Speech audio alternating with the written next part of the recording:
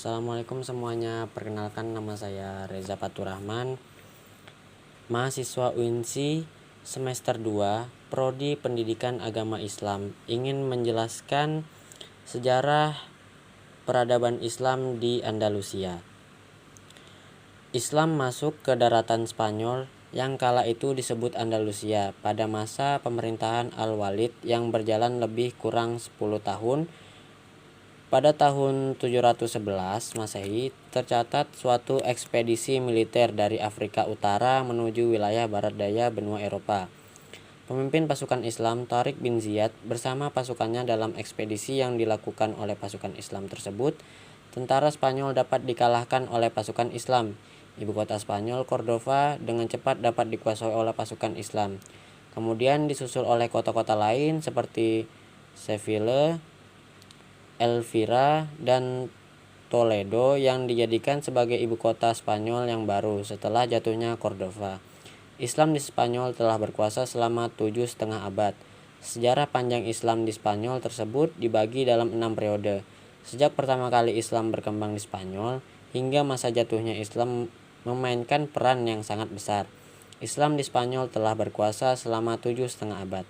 Sejarah panjang Islam di Spanyol tersebut dibagi dalam 6 periode, yaitu periode pertama. Pada periode ini Spanyol berada di bawah pemerintahan para wali yang diangkat oleh Bani Umayyah yang berpusat di Damaskus. Pada periode ini stabilitas politik negeri Spanyol belum tercapai sempurna. Berbagai gangguan masih terjadi baik yang datang dari luar maupun dari dalam. Periode kedua, pada periode ini Spanyol di bawah pemerintahan Abbasiyah di Baghdad. Amir yang pertama adalah Abdurrahman I memasuki Spanyol tahun 755 Masehi dan diberi gelar Al-Dahil. Abdul Ar-Rahman Al-Dahil adalah keturunan dari Bani Umayyah yang berhasil lolos dari kejaran Bani Abbasiyah ketika Bani Abbasiyah berhasil menaklukkan Bani Umayyah di Spanyol. Pada periode ini umat Islam mulai memperoleh kemajuan baik dalam bidang politik ataupun peradaban. Abdul Ar-Rahman Al-Dahil mendirikan Masjid Cordova dan sekolah-sekolah di kota-kota besar di Spanyol. Periode ketiga, pada periode ini berlangsung mulai dari pemerintahan Abdul Ar-Rahman III yang bergelar An-Nasir. Pada periode umat Islam di Spanyol mencapai puncak kemajuan dan kejayaan menyaingi Daulah Abbasiyah di Baghdad. Abdul Ar-Rahman mendirikan Universitas Cordova. Perpustakaannya memiliki ratusan buku. Pada masa ini masyarakat dapat menikmati kesejahteraan dan kemakmuran yang tinggi. Periode keempat, pada masa ini Spanyol sudah terpecah-pecah menjadi beberapa negara kecil yang berpusat di kota tertentu. Bahkan periode ini Spanyol terpecah menjadi lebih dari 30 negara kecil di bawah pemerintahan raja-raja golongan Sevilla, Cordoba, Toledo, dan sebagainya.